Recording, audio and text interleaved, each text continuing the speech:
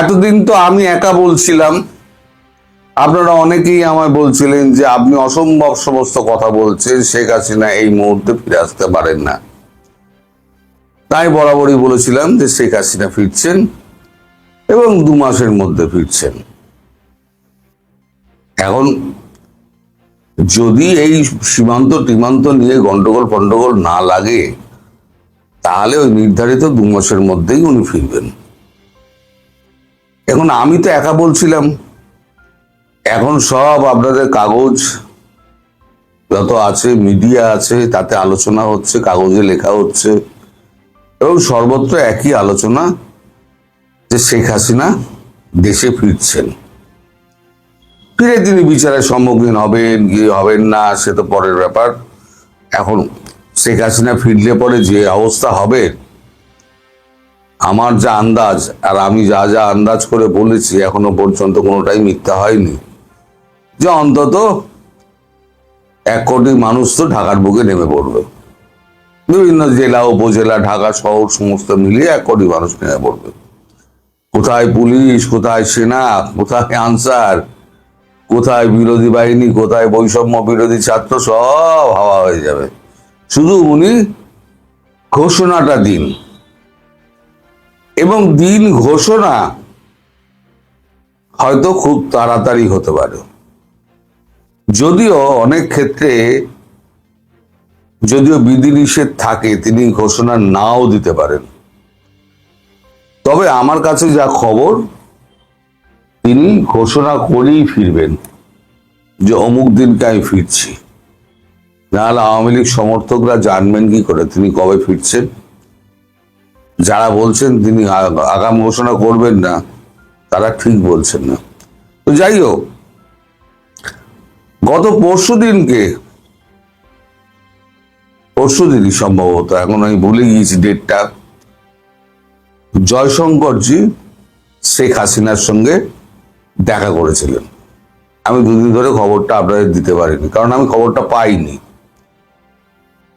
কালকে সন্ধ্যেবেলাতে আমি খবরটা কিছুটা জোগাড় করেছি, সম্পূর্ণ পেয়েছি সে দাবি আমি কখনোই করব না, কিছুটা পেয়েছি। এখন জয়শঙ্করজি ছুটেছিলেন একটাই কারণে, তার সাউথ ব্লকে একটা দ্বিতীয় মিটিং ছিল। ওই কারণে তিনি শেখ হাসিনার সঙ্গে দেখা করে উনি বলেছিলেন আমার সঙ্গে এসে আপনি ব্রেকফাস্ট করবেন। ওই কারণে জয়শঙ্করজি গিয়েছিলেন, ব্রেকফাস্ট ওখানে করেছেন। এবং পুতিন, রাশিয়ার প্রেসিডেন্ট, তিনি একটি বার্তা পাঠিয়েছেন। বার্তাটি সংক্ষিপ্ত হারে আমি যা পেয়েছি, জানতে পেরেছি, সেটা হচ্ছে শেখ হাসিনার পাশে এবং আওয়ামী লীগ সরকারের পাশে রাশিয়া সর্বতোভাবে আছে। যদি রাশিয়ার কোন বাংলাদেশের প্রধানমন্ত্রী শেখ হাসিনার কোনো রকম প্রয়োজন হয়, পুতিনকে ফোন করতে উনি পারেন, বা নরেন্দ্র মোদী মারফত উনি যোগাযোগ করতে পারেন। একটা ট্রাইপার্টাইট মিটিং এর ব্যবস্থা হচ্ছে। ট্রাইপার্টাইট মানে শেখ হাসিনা, নরেন্দ্র মোদী এবং ভ্লাদিমির পুতিন। সেটা হবে আপনার ওই ভিডিও কনফারেন্স টাইপের। এটা ডেট কবে আমি জানতে পারিনি, তবে কাজ যে দ্রুততম গতিতে এগোচ্ছে তা তো পরিষ্কার। আমি আপনাদের বলেছিলাম যে শহর জুড়ে দেখবেন আওয়ামী লীগের ধীরে ধীরে ধীরে ধীরে মিছিল বাড়ছে, সংক্রমণের মতো সমস্ত জেলায় ছড়িয়ে পড়বে। এত টাকা জোগাচ্ছে কে? আমি প্রশ্ন তুলেছিলাম। এখন দেখুন ধীরে ধীরে ধীরে ধীরে মিছিলগুলো কিন্তু বহরে একেবারে এতে বাড়ছে, আকারে আর বহরে, যদি আপনি সঠিক বাংলা বলেন, আকারে এবং বহরে দুটোতেই আপনার বাড়ছে। এবং এত লোক জড়ো হচ্ছে যে পুলিশ রাস্তা ছেড়ে দিয়ে চলে যাচ্ছে। আপনারাই সাক্ষী, আপনারাই আমায় লিখেছেন, আপনার কথা প্রতিটা সত্য হতে চলেছে। তো আমার কথা একটু দেরিতে সত্য হয়, তা এখন তো দেখা যাচ্ছে সবই সত্য হচ্ছে। আবার এদিকে পুতিন নিশ্চিত করেছেন যে বেজিং এর সঙ্গে তার কথা হয়েছে, মানে জয়শঙ্করজিকে বলেছেন বেজিং এ শি জিনপিং এর সঙ্গে, প্রেসিডেন্ট শি জিনপিং এর সঙ্গে তার কথা হয়েছে এবং শি জিনপিং তাকে বলেছেন যে ভারত বাংলাদেশ এর মধ্যে যদি কোনো রাজনৈতিক পট পরিবর্তন হয় অথবা যদি আপনার কোনো রকম সংঘর্ষ বা অন্য কিছু হয়, মানে চীন নিরপেক্ষ থাকবে, এই ব্যাপারে চীন কোনো রকম সাহায্য করবে না আর কোনো কারোর সঙ্গে কথাও বলবে না। এটা রাশিয়াকে নিশ্চিত করেছে। আর পুতিনকে নিশ্চিত না করলে পুতিন বলবেন না, পুতিন এমন ফালতু কথা বলার লোক নন। আর বেজিং জানে দুটো দিকে বেজিং আটকে আছে, একটা হচ্ছে তার মার্কেট বিকল্প বাজার, তার ভারতবর্ষ, আর দুই হচ্ছে রাশিয়ার কথা না শুনলে পরে রাশিয়া থেকে তেল আমদানির রাস্তাটাও কিন্তু বন্ধ হয়ে যাবে। ফলে বেজিং কিন্তু এই মুহূর্তে খুব প্যাচের মধ্যে রয়েছে। তার উপর আমেরিকার চাপ, সে ভাবছে এবার আমেরিকার চাপ কমানোর জন্য সে তাইওয়ানের ওপরে চড়ে বসবে। সেটা যে কোনো দিন হতে পারে। এমন হতে পারে ভারতবর্ষ যখন পাকিস্তান এবং বাংলাদেশে অ্যাকশন নিচ্ছে সেই সময় চীন তাইওয়ানে চেপে বসলো, মানে ট্রাম্পকে পাগল করার জন্য।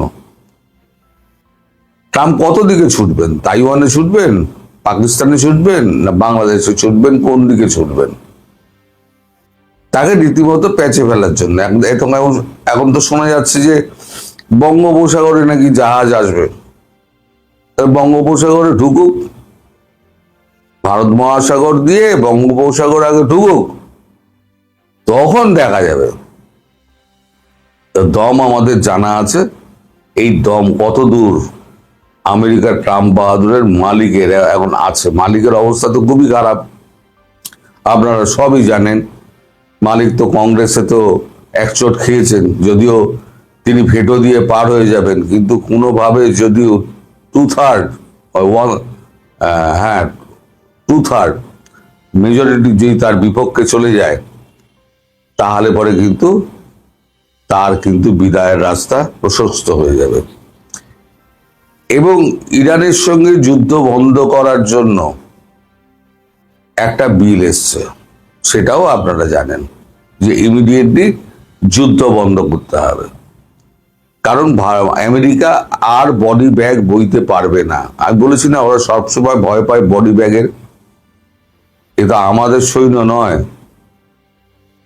সবসময় একেবারে সই দেওয়ার জন্য এগিয়ে যাবে বিক্রম বার্তাদের মতো। বিক্রম বার্তা একটু গুগলে সার্চ করে নেবেন, তাহলে জানবেন বিক্রম বার্তার মতো মানে আমাদের মেজর কত আছে, মেজর ক্যাপ্টেন, যারা সামনে থেকে লিড করেন, ভেতরে বসে থাকেন না। এই যে আমাদের বিএসএফ আছে, বিএসএফ এর যিনি কমান্ড্যান্ট, তিনি কিন্তু বিএসএফ এর ক্যাম্পেই থাকেন, বিএসএফ এর সঙ্গেই খাওয়া দাওয়া করেন এবং বিএসএফ এর সঙ্গেই আড্ডা মারেন। তার মানে একটা ওদের মধ্যে একটা ঘনিষ্ঠতা এবং একাত্মবোধ তৈরি করার জন্য, যেগুলো আমাদের আর্মিতে হয়। আর্মিতে মেজর ক্যাপ্টেন সব একসঙ্গে বসে ডিনার করছে, তাকে বলে বড়াখানা। এই বড়াখানা যেমন আমাদের আর্মিতে আছে, তেমন আমাদের আধা সামরিক বাহিনী, বিএসএফ, আইটিবিপি, এগুলো হচ্ছে আমাদের আধা সামরিক বাহিনী, তারাও আছে। বড়াখানা প্রতি সপ্তাহে একদিন করে হয়। বড়াখানা মানে সেদিনকে প্রচুর খাবার দাবারের আয়োজন থাকে, মানে এবার ধরুন 25টা-30টা পদ রইল, যে যার পছন্দ মতো পদ খাবে। তো যাই হোক, আর আপনাদের বিজিবির কি হয়? বিজিবির সমস্ত সেনাবাহিনী থেকে লোক আসে, তিনি ঠান্ডা করে বসে থাকেন, ঠান্ডা করে বসে থেকে তিনি অর্ডারটি দেন কিন্তু যুদ্ধ কি, যুদ্ধ হচ্ছে গিয়ে আপনার একবার তাৎক্ষণিক ডিসিশন নিতে হবে, যে এখানে এই হচ্ছে, এখানে আমার তাৎক্ষণিক ডিসিশন নিচ্ছে। মানে সিও কোথায়, সিও কে জিজ্ঞেস করলে সিও বলবে ঠিক আছে আমি আদেশ নিচ্ছি। এই আদেশ নেওয়া, যে ডিজির কাছে আদেশ নেওয়া, আপনাদের যে বিজিবির যে ডিজি, তার কাছে আদেশ নেওয়া, সেই আদেশটা এসে তিনি ভেবে চিনতে বলবেন, সেটা এক্সিকিউট হবে, হতে হতে এদিকে কাম খতম। আমাদের সেটা নয়, আমাদের সিও সঙ্গে থাকে, কমান্ডিং অফিসার বলবে গুলি চালাও, গুলি চালিয়ে দেবে, তারপরে যা হবে দেখা যাবে। ভারত সরকার তো আছে পেছনে লড়ে যাওয়ার জন্য। তো এই যে এখন অবস্থা যেটা জটিল হয়ে রয়েছে, এখন ভারত চাইছে না যে কোনো সংঘর্ষ হোক, আসলে ভালো ভালো শেখ হাসিনাকে ঘরে ফিরিয়ে দেওয়া হোক। কিন্তু বেড়া দেওয়া নিয়ে যে অশান্তিটা চলছে, আজকেও গতকালকেও হয়েছে, গতকালকেও দুপুরবেলার দিকে এই অশান্তিটা মেঘলিগঞ্জের দিকে হয়েছে, আজ ওদিকে কিষেনগঞ্জের দিকে হয়েছে, আর সেভেন সিস্টার অঞ্চলে তো, শিলিগুড়ি অঞ্চলে তো হচ্ছেই, রেগুলার হচ্ছে।